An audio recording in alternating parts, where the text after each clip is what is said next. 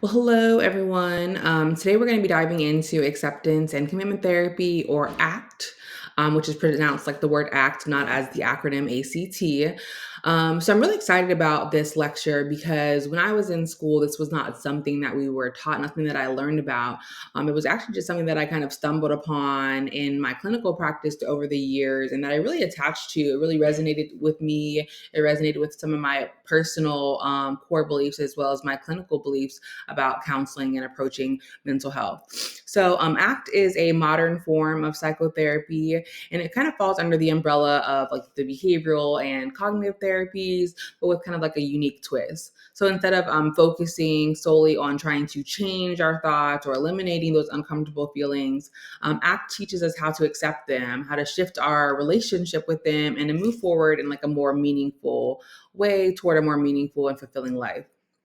So ACT is kind of based on two key principles, which we'll get into more later, but just briefly acceptance, which is just opening ourselves up and making room for some of these difficult and uncomfortable thoughts and feelings. And then commitment. So being intentional about our actions and ensuring that our actions are guided and aligned with what matters to us, which is our values. So it's not about fighting or fixing everything that feels uncomfortable, more so creating psychological flexibility, which is that ability to be present and navigate all of life's challenges like in a way that truly aligns with your values. So think about ACT as less about getting rid of your problems and more about helping you live the life that you want, even in the face of these challenges or these problems. So we're going to get started and kind of see how this approach can be applied in both clinical practices as well as, I guess, different personal contexts as well. So, just briefly, some of the things that you can expect that we're going to cover in this presentation. We're going to discuss some of the foundational principles of ACT, also go into detail about the six core processes of ACT, and that really is the bread and butter of this therapy approach, and then kind of some practical implications or applications. That's what you really want to know. How does this work in the therapeutic setting? So, we'll go into that as well.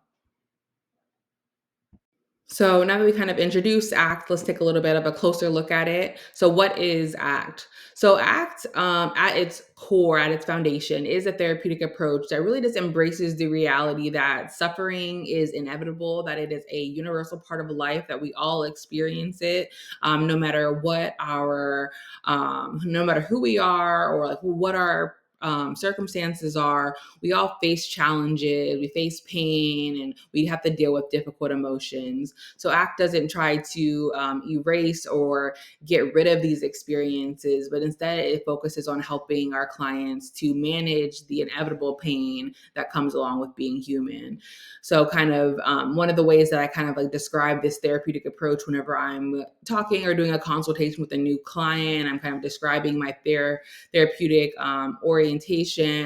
I kind of just describe ACT as this notion that, opposed to some other modalities where, or even society as a whole, where they paint, things like anxiety, depression, grief, even things like suicidal ideation as negative or bad.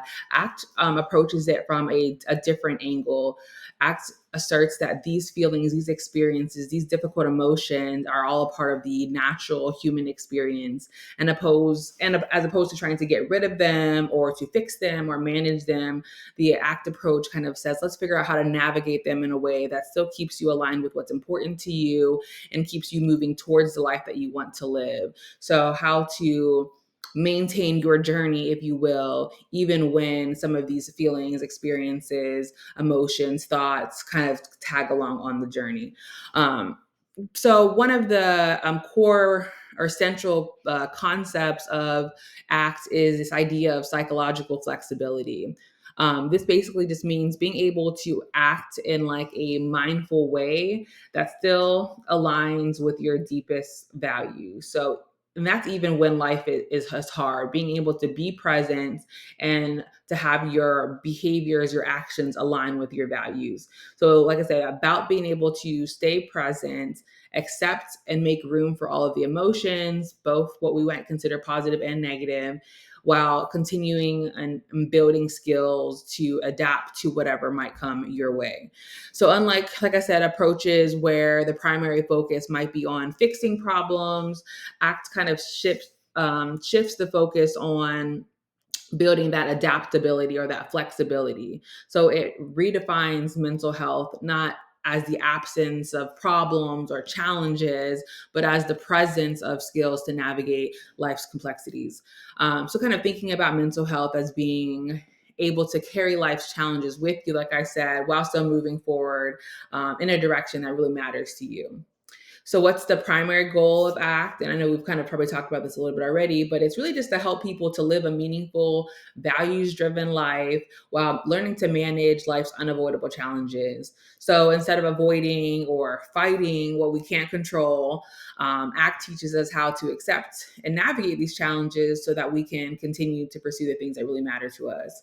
So throughout this lecture, we'll explore the key processes and techniques of ACT, which, like I said, are really the bread and butter, and how you can use them, in your therapeutic practices with your clients and helping them to have a more meaningful and fulfilling life. So, the central philosophies or key terms that you'll see a lot in ACT. So, we kind of already touched a little bit on psychological flexibility, but I'll just kind of go into that briefly again.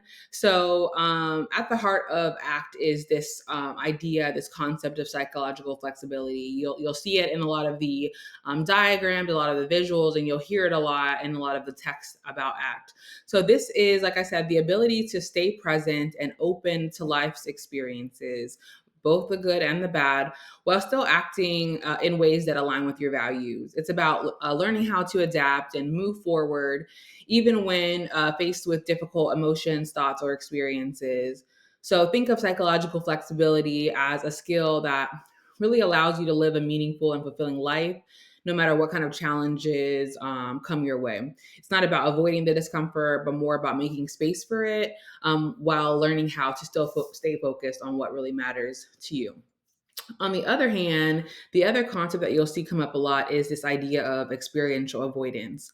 And this really is kind of like the opposite of psychological flexibility. And it kind of refers to our attempts to kind of avoid or suppress or escape from these unwanted internal experiences, these difficult emotions or uncomfortable thoughts or other experiences or memories that we've otherwise defined as negative or not good. So while this might, of course, seem like a great idea in the short term, avoiding these things that make us feel uncomfortable, experiential avoidance often leads to greater suffering in the long run.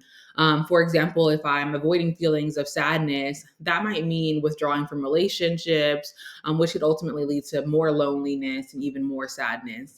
So, ACT kind of emphasizes that suffering is not caused by the pain or the hardship or the problem, if you will, but suffering is a consequence of our attempt or our struggle to escape or avoid these experiences. So basically, the more that we resist, the more that we fight these feelings, these thoughts, these experiences, the more entangled we become with them, and become with the struggle, which in turn often pulls us further away from our values, further away from our goals. So the philosophy of ACT really just encourages us to lean into more of that psychological flexibility by letting go of the fight with those internal uncomfortable experiences and instead learning how to navigate them with openness and adaptability. And this shift from this avoidance tendency to more flexible approach will allow clients to create a more meaningful and fulfilling life, despite the challenges that they're going to face.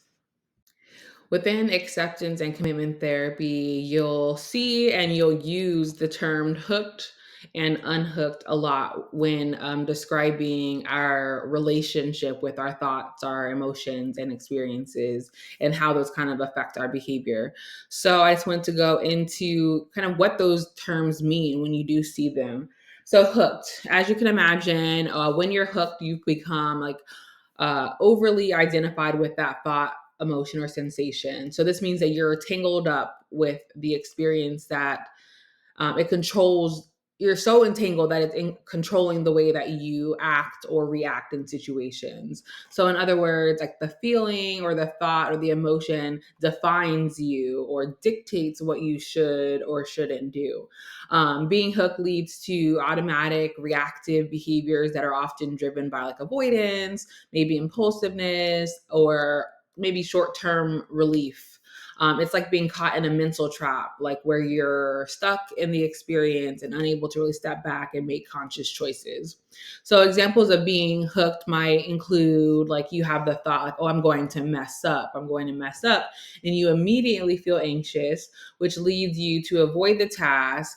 And the anxiety really hooks you into the inaction because you're feeling like the thoughts are true and ultimately now they're controlling you. So hopefully that makes sense.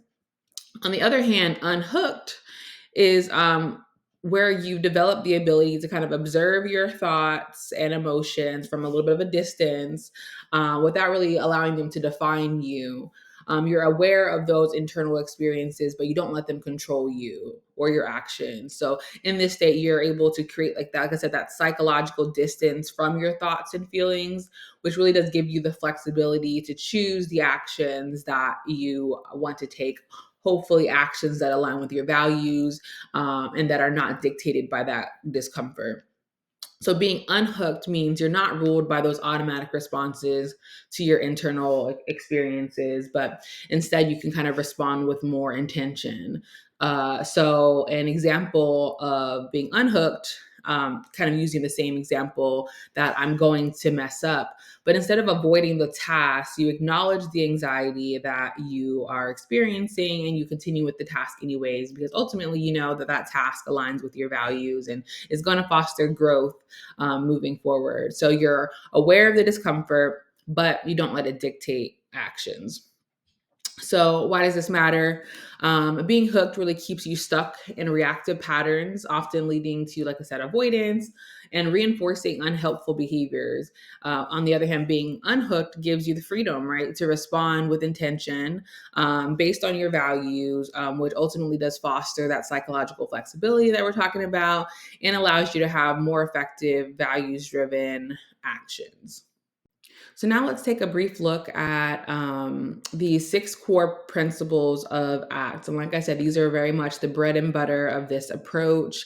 And we'll kind of briefly discuss them here, and I'll get into detail a little bit more in some of the future slides. So these principles ultimately work together to foster that psychological flexibility where you can kind of see in the middle. That's the ultimate goal. These six core processes interact or work together to develop or to aid in developing that psychological flexibility, which again is that ability to adapt to life's challenges while still being aligned with your values. So as you can kind of see here in this image, each principle in ACT is juxtaposed with what they would consider the pathological process that it seeks to address. So these pathological processes are the patterns that we tend to get stuck in or keep us hooked. So a quick overview, kind of, I guess, starting down here with this cognitive diffusion or diffusion or fusion, sorry, cognitive fusion versus cognitive diffusion. So cognitive diffusion, which is the goal, helps us to kind of take a step back and see our thoughts for what they are, which is just thoughts, rather than kind of getting entangled in them. But then on the other hand, diffusion is that process in which we treat our thoughts as if they are absolutely true, and ultimately they can limit and influence our actions and how we perceive the world around us. And now moving up to this acceptance versus the pathological process, which is the experiential avoidance, which we've kind of already discussed a little bit. Acceptance is about making room for those uncomfortable thoughts, feelings, emotions, instead of trying to avoid them or fight them. And then on the other hand is the experiential avoidance, which we've discussed, where we are going to great lengths to kind of avoid the discomfort, which ultimately often leaves us with living life less fully. And then the next one there is being the ability to be present versus kind of getting stuck in that past past challenges or issues or even future. So, kind of ruminating on the past or the future. So, ACT encourages mindfulness. So, that's the being present and being here rather than allowing ourselves to get stuck in the regrets of the past or the worries of the future, which can lead to increased emotional distress. And then the next one, kind of, I guess, bouncing down to the bottom here, is the self as context versus self as content. And this is feels like a tongue twister, maybe a little bit harder to understand off bat, but we'll kind of get into it a little bit later. Is so this principle really helps us to kind of see ourselves as more than the sum of our thoughts, feelings, and experiences. Self as content is when we over identify with the specific aspects or the content in our lives and identify them like with ourselves. So like for example, I am a failure, which can my as a result of maybe a specific situation or circumstance, we've adapted this idea that I'm a failure. And of course, that can now restrict our sense of self and our sense of possibility moving forward. So values versus a lack of direction or remoteness from our values. So values are the compass that ultimately guide us toward a meaningful life. Without having those clear values, we can feel aimless or disconnected. So ACT really helps clients to identify and clarify and connect with what really matters to them. And then lastly, the that committed action as opposed to inaction or maybe even impulsivity. So committed action really just involves like it kind of implies taking purposeful, intentful steps that are aligning with your values even when it's challenging. So it's like underline, even when it's challenging, learning how to continue to be committed to what's important to you despite whatever might be going on in the present moment. And this kind of contrasts with the idea of avoidance or let's say procrastination or even impulsive reactions that might feel good or feel beneficial in the moment or in the short term, but ultimately derail our kind of long term goals and plans. So the diagram that we just looked at was is known as kind of the ACT or the ACT hexaflex. So as you can remember, it had the six core processes and how they interact with one another.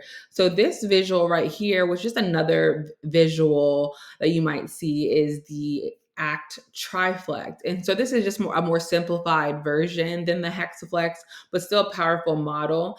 So it centers around still psychological flexibility, you'll see there in the middle, but it centers around the three core processes that are essential to cultivating that psychological flexibility. And basically just does it in a more simplified way than what we saw just now in the hexaflex version. So the three core concepts are: one, doing what matters. So that is the first piece, and it refers to kind of taking, like we've kind of talked about, those intentional, consistent actions that align with our values, regardless of the discomfort or the fear or the obstacles that we might face. So it's choosing long-term fulfillment over short-term relief. And then going around to opening up, that next component, opening up, involves acceptance and diffusion, which we kind of briefly looked at there. So instead of trying to push away difficult thoughts or emotions or feelings or memories, etc., we allow them to exist without judging them or without resisting them. So this doesn't mean that we, like or want these difficult feelings. It just means that we're willing to make space for them. And then the final piece is that being present. So again, this is all about just being aware of the present moment, not getting caught up or entangled in past regrets or future worries. It's really just about noticing what's happening now without judgment or without the urge to react or control the situation. So the ACT Triflex really just helps us to become more psychologically flexible. Like I said, it's just a more simple version of what we just saw in the hexaflex, but it still does incorporate all those six core processes that we're going to get into a little bit deeper now. Okay, so inflexible attention versus that contact with the present moment principle.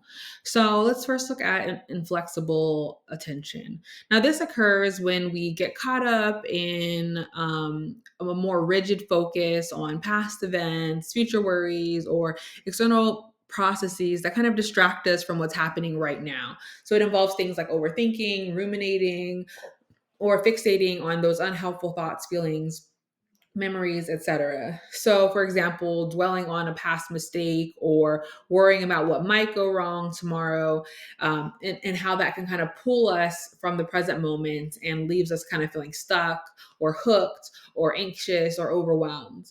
And then on the other hand, we've got that contact with the present moment.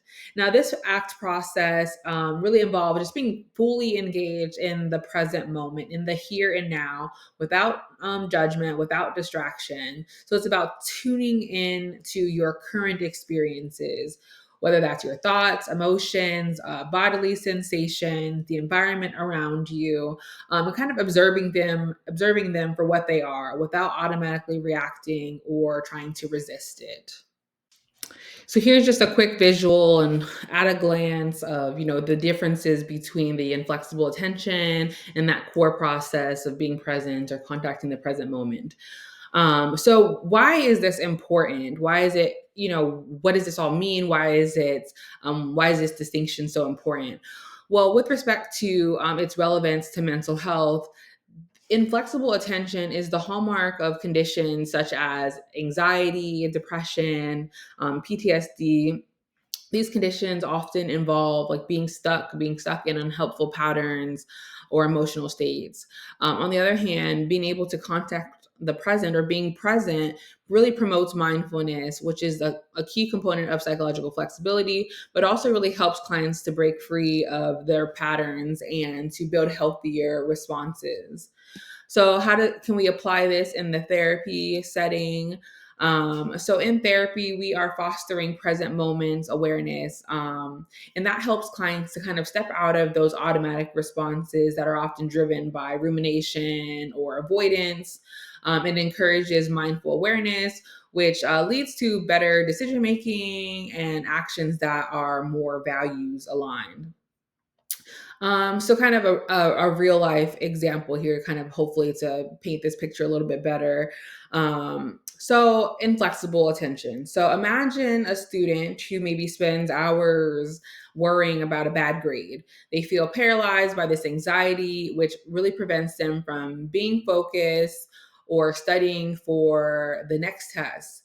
And then this cycle kind of keeps, them stuck. So they're worrying about the grade they just got, ruminating on that, taking away from the time that they could be using to study, and then what subsequently they probably get another bad grade on the test. So now the cycle keeps them stuck. Now, on the other hand, consider the same student using some mindfulness or present moment awareness. They acknowledge this disappointment about the grade, but they intentionally shift their focus to their current study session. So instead of sitting there thinking about the bad grade that they got and how disappointed they are about that, they acknowledge that disappointment, but then ultimately allow their actions to be guided by their goal, right? The goal of doing better on the next test. So this helps them to obviously better prepare for the future and reduces their anxiety. Um, so some strategies that we can use with clients or that we can teach clients in order to help fostering that present moment awareness. One, using mindfulness exercises. So simple practices like mindful breathing or body scan exercises can help the client to feel more anchored and encourage them to pay attention in the present moment. And these are exercises that you can easily do in session, practice in session with the client. Also, techniques like grounding techniques. So, using that, I don't know if you've seen it, the 5, 4, 3, 2, 1 grounding technique to help them to focus on what's in the room, focus on physical sensations. And this can help clients to really connect with their surroundings, to connect with the present moment, as opposed to getting stuck in their minds, their heads, essentially. So the next core process is acceptance. So let's start with kind of talking about the pathological process that it attempts to address, which is that experiential avoidance, which I know we've kind of talked about already. So again, this experiential avoidance occurs when we're trying to suppress or escape or avoid unwanted internal experiences, because ultimately we have this belief that they're intolerable or harmful or uncomfortable. So, for example, maybe avoiding thoughts of failure might mean procrastinating on a task or not pursuing meaningful goals to avoid that fear of disappointment. Like, who's guilty of that? So, while avoidance might provide kind of that short term temporary relief, it often leads to long term suffering. Right? We're not accomplishing our goals or living a life, a meaningful life, because we're not engaging in activities that ultimately are driving us towards those goals. So by avoiding what feels uncomfortable, we're limiting really our ability to fully engage with life. So on the other hand, acceptance. So acceptance, and you'll see acceptance kind of like interchanged a little bit with this idea of willingness. So acceptance is the willingness to experience some of those internal events, or those thoughts, feelings, experiences, memories, etc., as they're arising, without judgment or without trying to control them or eliminate them. So it doesn't mean like liking or approving of these experiences. Really, it just means making space for them. It means like acknowledging that discomfort, like the anxiety or the sadness. And like I said, acknowledging as it a natural part of life. So it really just allows us to keep moving forward toward our values, even when we are in the presence of pain. So hopefully this is a helpful analogy. But so imagine you're kind of caught like in quicksand, and this is an analogy that it helps you to understand as students, but also this is an analogy that you can use in session with your clients as well, to allow them to acknowledge how their experiential avoidance or their fights with, their thoughts, feelings, experiences, etc., kind of are contributing to their suffering. So imagine you're caught in quicksand, struggling to get out, pushing against it. What? That just makes you sink deeper. So, on the other hand, acceptance is like staying calm, lying flat, spreading out your weight. So, it might not make the discomfort go away, right? But ultimately, it does stop you from sinking further and allows you to kind of navigate that situation more effectively. So, that's kind of what like acceptance is. It's not, enjoying the experience or accepting it as, it just is what it is. It's learning how to be willing. That's why you see the word willingness a lot, is the willingness to endure the discomfort, so that you can better navigate or address the situation as opposed to avoiding the discomfort. So like I said, it kind of breaks this cycle of avoidance and really empowers us in being able to focus more on what matters, um, rather than kind of being controlled by this discomfort or letting the discomfort dictate how we respond or react or behave on a day to day. So it's not about giving up. That's, I think that's important to kind of draw, to underline, underscore with clients. It's not about giving up or just accepting it is what it is. It's about gaining the freedom from that situation, from that thought, and allowing yourself to live more fully and more meaningfully. So again, this is just a visual to kind of helps you to see at a glance some of the differences between the pathological process and the core process of acceptance. So this is important because again, we see this experiential avoidance as a significant factor in a lot of mental health issues, again, such as anxiety, depression, and PTSD. Avoiding distress often leads to a cycle of escalating avoidance and then ultimately more suffering. Acceptance, on the other hand, provides a pathway to resilience. So, by allowing individuals to sit with discomfort, they're better equipped to process emotions and move forward and to handle and navigate distressful or uncomfortable situations in the future. So in therapy, the goal often is to help clients kind of transition from this experiential avoidance to more of the acceptance behaviors. So this could include normalizing discomfort. So helping clients to understand that experiencing pain, fear, sadness, those are all part of the natural human experiences. It's not something that we should be trying to avoid or be afraid of.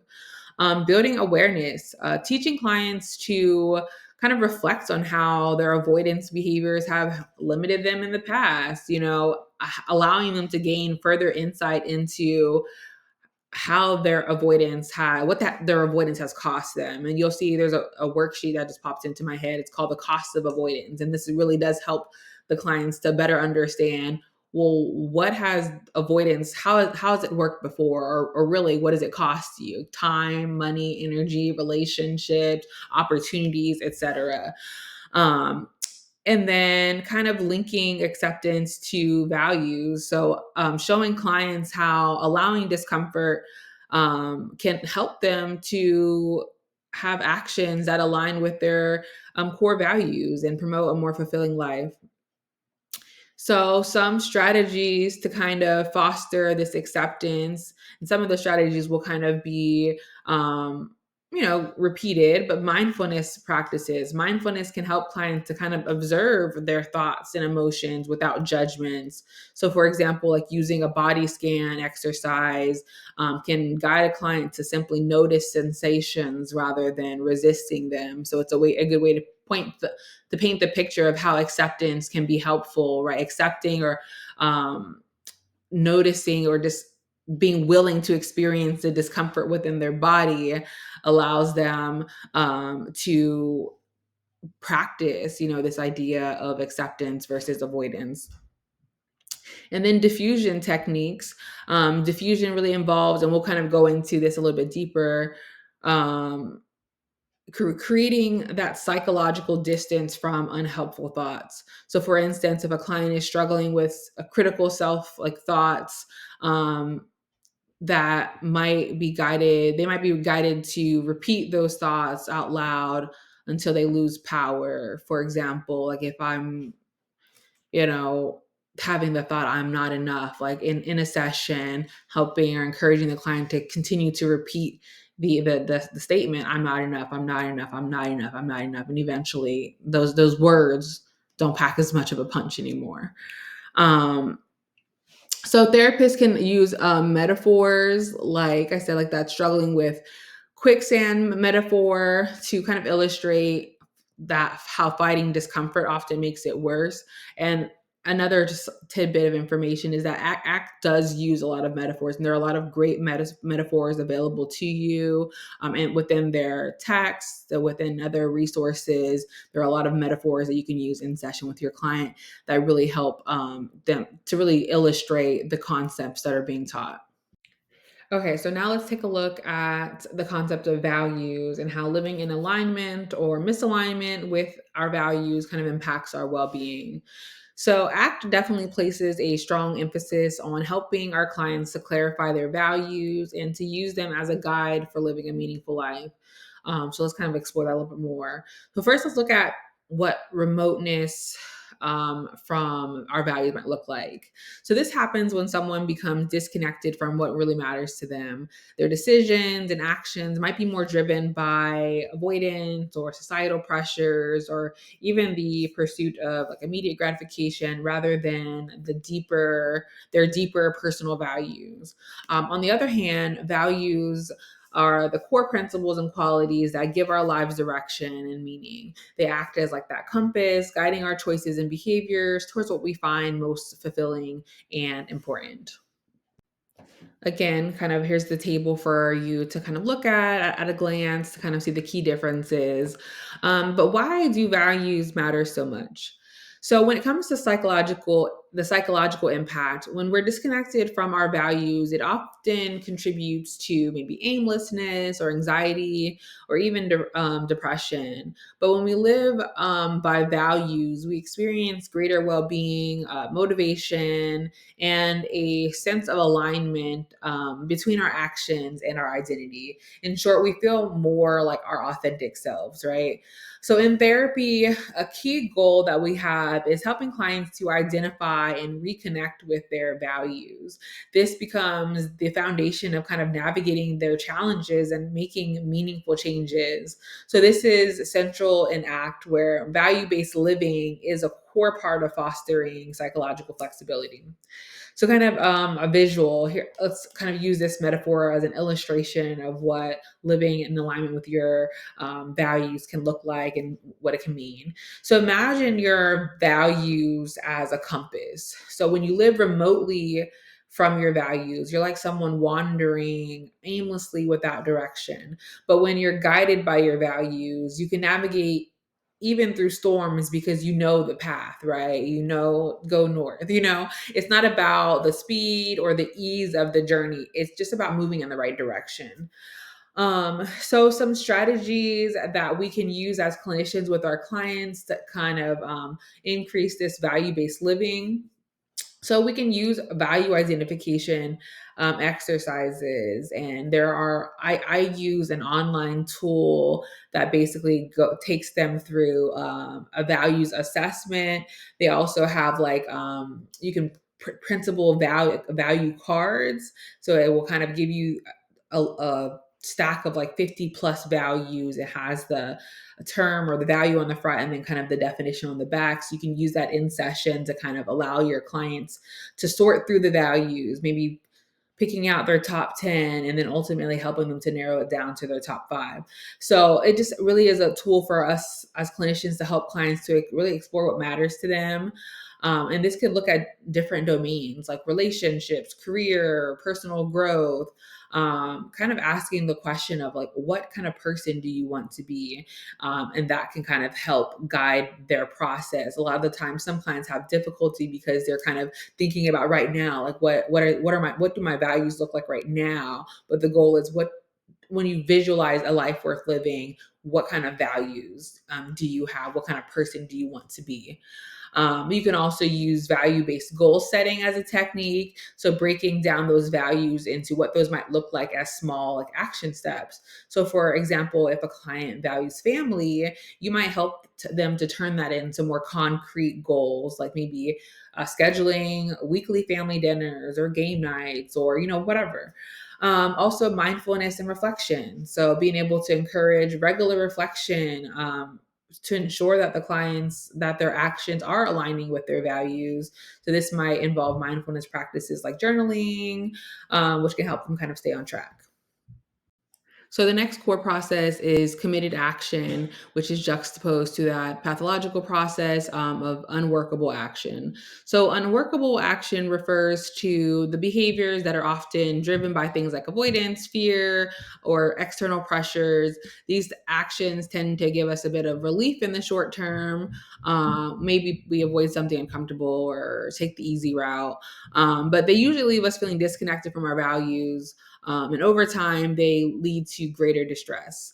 Unworkable actions are kind of those reactive and inconsistent behaviors, and they tend to keep us from engaging in meaningful parts of life.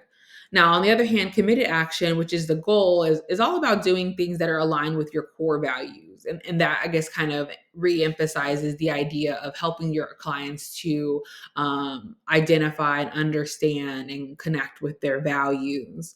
So these are purposeful, consistent actions that move us toward our long term goals, even if it does come with some discomfort or difficulty along the way. Committed action leads to greater fulfillment and psychological growth because it's guided by what really matters to us. The big difference between these two concepts really comes down to the psychological flexibility, again, which is the ability to adapt to life's ups and downs and continue to make meaningful actions despite these challenges. So, when we're engaging in these unworkable actions, we often limit our flexibility. We reinforce avoidance and kind of fall into more of those like rigid patterns that kind of keep us back or keep us hooked. But when we choose committed action, on the other hand, we're enhancing our flexibility, allowing ourselves to act in ways that align with our values, even when things get hard, which helps us to build that emotional resilience and promote that overall well being. Again, another table that kind of illustrates some of the key differences. But why does it matter? Why is committed action so important? So, from a mental health perspective, these unworkable actions have the tendency to really make things worse over time. So, even though they might provide this temporary relief in the short term, they usually increase distress over time because we're reinforcing some of those avoidance and maladaptive coping strategies, which ultimately can create other patterns of maybe guilt or frustration, but ultimately prevent our growth overall. But on the other hand, when we're engaging in more of these committed actions, it tends to increase our psychological well being. It promotes emotional regulation and resilience. So, how can we kind of apply this concept in therapy? So, when we're working with clients, it's important to help them to kind of recognize that they're engaging in unworkable actions. So we guide them in identifying the certain behaviors that stem from avoidance or external pressure and often prevent them from moving forward in a meaningful way. And one of the tools that we can kind of use that's helpful in helping clients to kind of visualize this and understand it is this activity or model called the choice point model, which I'll include at the end of the lecture. And basically, it's a visual that really just helps clients to either retrospectively like look back and reflect on past experiences, or even like in the moment when they're confronted with a difficult choice, or they're dealing with a certain thought, feeling, experience, and they're figuring out how they want to navigate it. They can choose, whether to make a decision to go in the direction of the life that they want, in the direction of their values, the direction of their goals, or moving in a direction that takes them away from those values, goals, etc. So essentially, it helps them to navigate whether they want to do a workable action or committed action or an unworkable action. So that exercise is at the end of the lecture, which kind of gives you a better visual of what that looks like. But once clients are able to identify some of those unworkable actions, we can help them to kind of promote more committed action, encouraging them to take small, actionable steps that align with their values. Even again, when that discomfort arises, they can continue to move forward because they're living in alignment with their purpose, with their values. So we can use techniques like behavioral activation. Then you might see that in like behavioral therapies or CBT, the use of behavioral activation, which helps clients to act in line with their goals, choosing behaviors to intentionally engage in, and focusing more on the process, helping the clients to focus more on the process rather than the outcome. So this allows clients to have more flexibility because these committed actions are going to require some adjustments along the way, but ultimately they stay true to and stay aligned with the core values. So, just a quick example to kind of further illustrate this idea. So, imagine a person who's feeling overwhelmed by stress and decides to, avoid exercise or self care right now because they think that they need to fix something else or everything else in their life first. So, this avoidance reinforces feelings of like inadequacy or helplessness. Now, on the other hand, imagine that same person making the decision to commit to just 10 minutes of physical activity each day, even when stress is high. So, by making this small and consistent action, they're connecting with that value of self care. Over time, this is going to help them to build emotional resilience and to start to feel better about their ability to cope with stress. So the next core process is the self as context process. So on the other hand, what is this fusion with self concept? So fusion with self concept occurs when a person over identifies with a particular negative aspect of their identity. So this could be negative self concept such as I am a failure or I'm worthless. These types of self judgments are not just seen as passing thoughts, but are literally viewed as defining characteristics of that person. So when someone is fused with their negative self concept, their ability or their actions tend to be rigid, avoidant, or self limiting. This occurs because they are unable to break free from those self-imposed labels. For example, someone who believes that they are a failure might avoid taking on new challenges because they are convinced that they will fail again. And we see that a lot.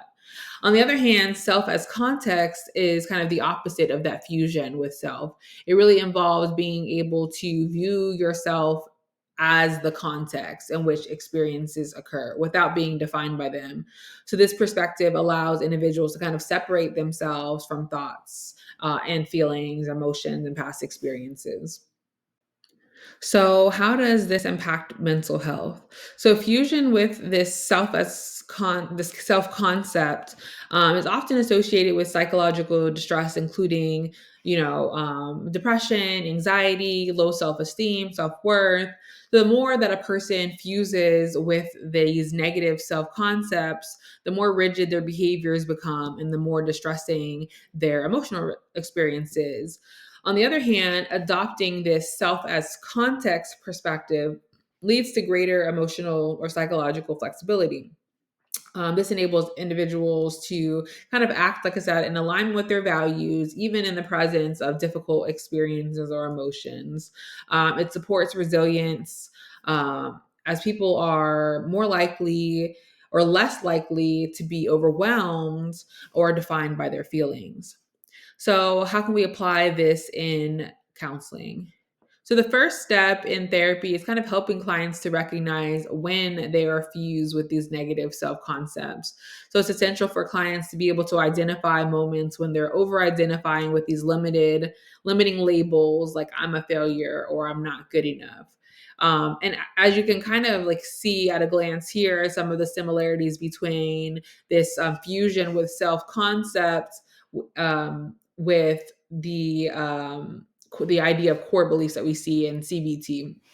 So yeah, so when they're over identifying with these labels like I'm a failure or I'm not good enough, helping them to identify that within themselves and helping them to notice when they are fused with these thoughts allows therapists to be able to kind of guide them in the process of becoming more flexible. Therapists can promote that self as context perspective using metaphors and mindfulness techniques. For example, there's a metaphor that they use a lot in ACT, which is called the sky and clouds metaphor, which kind of basically says that the thoughts are like passing clouds and the observing self is the sky. So this kind of helps clients to see that they're not their thoughts, just as the sky is not defined by the clouds that pass through it. So yeah. Also, other mindfulness practices can help clients to experience themselves as the context for their experiences rather than to overly identify with negative self concepts. So, through mindfulness awareness, clients can recognize that their thoughts, emotions, and experiences are just part of what's happening in the moment, but they don't define who they are. Also, we want to, as therapists, encourage compassionate self reflection and self viewing, encouraging our clients to kind of view themselves more compassionately, more non judgmentally, by developing a more kind, observing attitude towards their thoughts and feelings. Clients can kind of create that space for growth and change. Okay, so cognitive fusion versus diffusion. So, cognitive fusion happens when we're so entangled with our thoughts that we treat them as absolute truths. So, in this state, our thoughts control our actions and emotions. For example, if someone thinks I'm not good enough, they might avoid challenges altogether, believing that this thought is a fact. Cognitive fusion can also refer to the impact that our thoughts, feelings, emotions kind of have on our bodies. So cognitive fusion asserts that being hooked with these thoughts, feelings, and emotions or experiences or memories can create physiological responses in our body. So being hooked with thoughts of anxiety can create, the increased heart rate or panic symptoms, etc. So, on the other hand, cognitive diffusion really is just that ability to take a step back and observe our thoughts as mental events rather than as fact. So, it just creates that psychological distance, really allowing us to just notice a thought as a thought. So, I'm not good enough the thought I'm not good enough, and kind of just recognize that for what it is, just a thought, not the truth. And kind of even being able to rephrase that a little bit instead of the I'm not good enough thought, being able to say, I'm having the thought that I'm not good enough. And if, as you can see, how like, potentially that shift in how we are acknowledging the thought can create more of that psychological distance. And that distinction kind of helps to free us up to act more in alignment with our values rather than identifying with that thought and allow that thought to dictate our actions. So, what is the impact of this cognitive fusion on mental health? Well, when we're focused on our thoughts, especially our negative thoughts, and when we're fused with our negative thoughts, they often lead to a lot of maladaptive behaviors, such as maybe avoidance or procrastination or entanglement or, sorry, disengagement within our relationships or within other areas of our life. And this can contribute to things like anxiety, depression, grief, anger, frustration, and just an overall sense of like feeling stuck in life. Now, on the other hand, cognitive diffusion really allows us to have greater emotional regulation. It helps clients to reduce, some of the emotional intensity of the distressing thoughts and opens up a space for those thoughts or feelings to exist, and allows them to be more intentional with values-driven behavior, which obviously supports their overall well-being. So let's look at a quick real life example of how this could look in a client. So, for example, a student might think, I'll fail this exam, and they are fused with this thought of, I'll fail this exam. That thought is so consuming that they avoid studying altogether, reinforcing that fear of failure, and ultimately they miss the opportunities to adequately prepare for the exam. And you could probably guess the outcome. Now, on the other hand, that same student just notices that I'm having the thought that I'll fail and recognizes that this is just a thought and that it's not a reality, it's not a fact. So they continue to study, they do their best, work, they put in their best effort despite having this thought about failing, which allows them to improve their performance and reduce their anxiety. And this just kind of demonstrates this is a small example, right, that demonstrates the possible power of diffusion. It doesn't, of course, it doesn't erase the thought, but it gives the person the space to act in a way that they want to act, that supports their values and their goals. So diffusion really is a process of empowering our clients to make decisions on their own rather than allowing their thoughts, feelings, experiences to dictate how they react or behave in a situation. So let's look at a couple strategies that we can use with our clients to help them kind of practice this cognitive diffusion. So there's labeling thoughts. We can encourage clients to say, I'm noticing that I'm having the thought that, or I'm having this thought that dot dot dot. This simple act of kind of labeling the thought creates that psychological distance. You can just hear and hopefully feel the difference between I'm a failure and I'm having the thought that I'm a failure, seeing how that can impact a client differently. ACT also uses a lot of metaphors to kind of illustrate this point of diffusion. One of them is the leaves on a stream metaphor, and that there's, we can walk our this could be like a visualization strategy, but it can also be kind of like a guided meditation as well. And you can look up scripts for that, or there are plenty of YouTube videos. And actually, I include one of the YouTube videos at the end of this lecture as well. So basically, it just says, imagine placing your thoughts on leaves floating by a river. The thought passes and you watch it drift away without getting caught up in it. So that's one metaphor. And then the other one is passengers on a bus. And again, I left the YouTube link to kind of illustrate this video a little bit. And you can share videos with your clients and maybe assign them homework to view the video, journal about how their experience and maybe how they related it to their personal experiences. So this passengers on a bus metaphor basically asks clients to visualize themselves as the driver of a bus, and their thoughts are just passengers. They might be noisy, but you still control where the bus goes. Another technique might be thought repetition, and we kind of alluded to this before, but the idea of asking the client to repeat a distressing thought multiple times until it loses its intensity. And this kind of helps them to see that the thought is just a thought and reduces the power that it has over them. And then also writing down thoughts. Clients can write down their thoughts on a piece of paper, and this just kind of helps to further externalize the thoughts and helps them to view them more objectively. And then they ACT also uses humor techniques to kind of illustrate this cognitive diffusion or facilitate cognitive diffusion. So they might encourage the client to say their a thought in a funny voice or sing it, make it a song. Like, could you imagine, your client is having this thought like I'm a failure, and you're like, well, say it in a funny voice, another funny voice, whatever, and maybe that turns into laughter. That thought I'm a failure no longer has that same power that it once did. So it makes the thought less serious and reduces the emotional impact.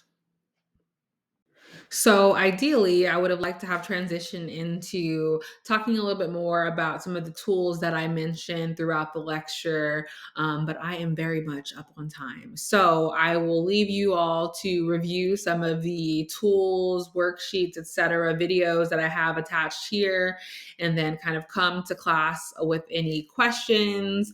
Actually, I think that I would like you to maybe respond to the announcement post with any questions that you have, and that way maybe I can take the first 15 minutes to kind of go over some of the those questions, because I really would like to spend our time in class kind of going through some activities and some exercises that really drive home some of those core principles of ACT, and also illustrate how you can use these strategies and techniques in your work with clients. So hopefully you are not pulling out your hair at the length of this video, and that you learned something. And I, of course, look forward to discussing ACT more in class on Tuesday.